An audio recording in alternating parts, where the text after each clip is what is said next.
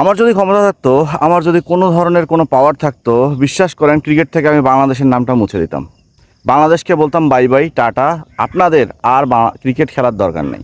কারণ ক্রিকেটের যে একটা জ্ঞান, একটা বুদ্ধি, একটা ধারণা, এটা আপনাদের মাথায় নাই রে ভাইয়া।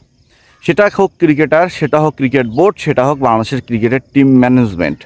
কেন আমি প্রশ্নটা তুললাম, কী কারণে আমি প্রশ্নটা তুললাম, আপনারা হয়তো বলতে পারেন কী ভাই আবালের মতো কী বলেন।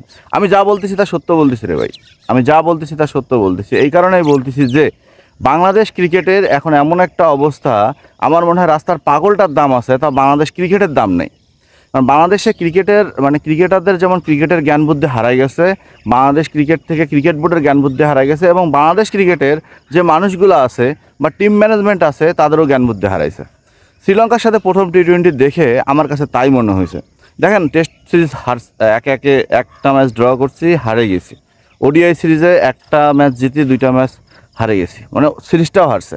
এরপর টি-20 সিরিজটা যখন শুরু হলো, তখন সেই সিরিজের যখন একাদশটা দেখতে পেলাম, তখন দেখে মনে হলো যে আসলেই বাংলাদেশ ক্রিকেট বোর্ড থেকে শুরু করে, বাংলাদেশ ক্রিকেট বোর্ডের টিম ম্যানেজমেন্ট থেকে শুরু করে যারাই আছে, এদের মাথায় কোনো জ্ঞান বুদ্ধি নেই। এরা হচ্ছে এক ডিফিকাল্ট গবরগাসা বাঙালি, যার ফলে তাদের এই অবস্থা। একটা একাদশে 4টা ওপেনার থাকবে, সে 4টা ওপেনারের মধ্যে 2জন ওপেন করবে, একজন হচ্ছে টপ অর্ডার খেলবে, একজন খেলবে মিডল অর্ডার। এখন প্রশ্ন হচ্ছে, তাহলে ভাইয়া বাংলাদেশ ক্রিকেটের ছেলেপেলেরা মিডল অর্ডারে কেন ব্যাটিং করবে? প্রপার মিডল অর্ডার ক্রিকেটার বলতে কি কিছু বুঝে? বিরাট কোহলির মতো কোনো প্লেয়ার মিডল অর্ডারের প্লেয়ার।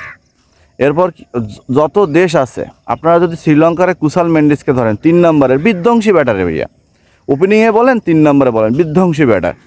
বাংলাদেশের কি প্রপার কোনো প্লেয়ার আছে যে তার জায়গাটা এটাই? শামীম হোসেন পাটোয়ারি লোয়ার মিডল অর্ডারে ব্যাটিং করে, জাকের আলী অনেক লোয়ার মিডল অর্ডারে ব্যাটিং করে, অথচ এই প্লেয়ারগুলোকেই কি কখনো ওপেন 1 ডাউনে খেলানো হচ্ছে, কখনো 2 ডাউনে খেলানো হচ্ছে, কখনো 3 ডাউনে খেলানো হচ্ছে। আবার দেখা যাচ্ছে মিরাজকে মিডল অর্ডারে না খেলায় একদম লোয়ার মিডল অর্ডারে খেলানো হচ্ছে। বাংলাদেশ দলের ব্যাটিং পজিশন কখনোই সেট আপ না, যার ফলে বাংলাদেশ দলের কখন কোন প্লেয়ারটার দরকার সেটাও তারা বোঝে না। এবং যারা টিম সিলেক্টররা আছে, তাদের কাছে আমার পুরা প্রশ্ন, আপনারা কি আদৌ সিলেকশন কমিটির আলোচনা করে ক্রিকেটার নেন, নাকি নাম মুখ দেখে ক্রিকেটার নেন? কারণ একটা পজিশনে আমার 1 ডাউনে কে খেলবে, ঘরোয়া ক্রিকেটে আমার 1 ডাউনে কোন ব্যাটারটা রেগুলার পারফরমেন্স করে, আমাকে তো তাকে নিতে হবে। কিন্তু আপনারা তো সেটা নেন না। আমার 2 ডাউনে কোন প্লেয়ারটা ব্যাটিং করে, ঘরোয়া ক্রিকেটে আমার 2 ডাউনে কোন প্লেয়ারটা আমার ব্যাটিং পারফরমেন্স করে, সেই প্লেয়ারটাকে নেওয়া দরকার। কিন্তু না, আপনারা তো নেন না। আপনাদের ওই জাস্ট ওপেনিংয়ে যারা ভালো খেলতেছে, ওপেনিং সিলেটে যারা প্রচুর রান করতেছে, তাকেই নিয়ে এসে আপনি ওপেনিং সাজাচ্ছেন, আপনি 1 ডাউন সাজাচ্ছেন, আপনি মিডল অর্ডার সাজাচ্ছেন, আপনি লোয়ার মিডল অর্ডার সাজাচ্ছেন। তাহলে একটা ক্রিকেট দলের ব্যাটিং কারা করবে? ব্যাটিং ওই সিচুয়েশানে কীভাবে খাপ খাওয়াবে সে? কারণ সে তো ওপেন করতে অভ্যস্ত। বাংলাদেশের ওপেনারদের কথা বলি, পাওয়ার প্লে শেষ, বাংলাদেশের ওপেনারদের শক্তি শেষ, তারা জীবনও আর 6 মারতে পারে না। বাংলাদেশের ওপেনারদের এই হচ্ছে হতবম্ব অবস্থা। আমার তো মনে হয় জহিলা রুগী ভালো আছে, তাও বাংলাদেশের ওপেনাররা পাওয়ার প্লে শেষ হলে আর রাস্তা খুঁজে পায় না। ভাই তরুণ বলে আর কত নিজেকে চালাবেন, কত আর নিজের সুযোগ খুঁজবেন তরুণ বলে? কারণ আপনি 8-10 বছর ক্রিকেট খেলেও যদি নিজেকে ক্রিকেটের তরুণ ভাবেন, তাহলে ভাই আপনাদেরকে অনুরোধ করতেছি, আপনারা অবসর নেন। 18 কোটি বাঙালিকে আপনারা ওই যে রিক্সার চালক যারা আছে, যারা ভ্যান চালক আছে, বা যারা রাস্তায় মাঠে ঘাটে ক্রিকেট খেলে, তাদেরকে ক্রিকেট খেলতে নামা দেন। আপনাদের ক্রিকেট খেলার কোনো অধিকার নেই। কারণ আপনারা টি-20 খেলতে এসে টেস্ট খেলবেন, আপনারা টি-20 খেলতে এসে ওডিআই খেলবেন, অথচ টি-20 মুডে নাই। তাহলে আপনারা কী কারণে খেলতে আসছেন ভাই? এই যে নাইম শেখ ব্যাটারটাকে নামাই দিয়েছেন টি-20 ক্রিকেটে, তিনি 29 বলে 32 রান করছে রে ভাই।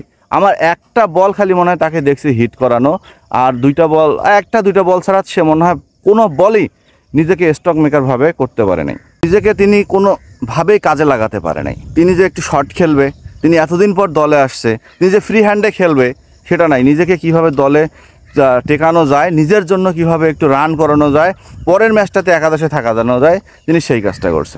আমাদের দলে ক্যাপ্টেন লিটন কুমার দাস, তাকে নিয়ে নাই বললাম, কারণ তিনি তো বাংলাদেশ ক্রিকেটের মোনালিসা। তাকে নিয়ে কিছু কথা বললে ভাইয়া দোষ হয়ে যাবে, এই দোষটা আর নিতে চাই না। তাই বাংলাদেশ ক্রিকেট বোর্ডের থেকে শুরু করে বাংলাদেশ টিম ম্যানেজমেন্ট এবং যারা আছে, তাদের আসলেও ক্রিকেটেও ধ্যান ধারণা আছে কি না, এটা নিয়ে প্রচুর সন্দেহ আছে আমার। সো রানআউটে যারা দেখছেন, তারা সাবস্ক্রাইব করতে ভুলবেন না।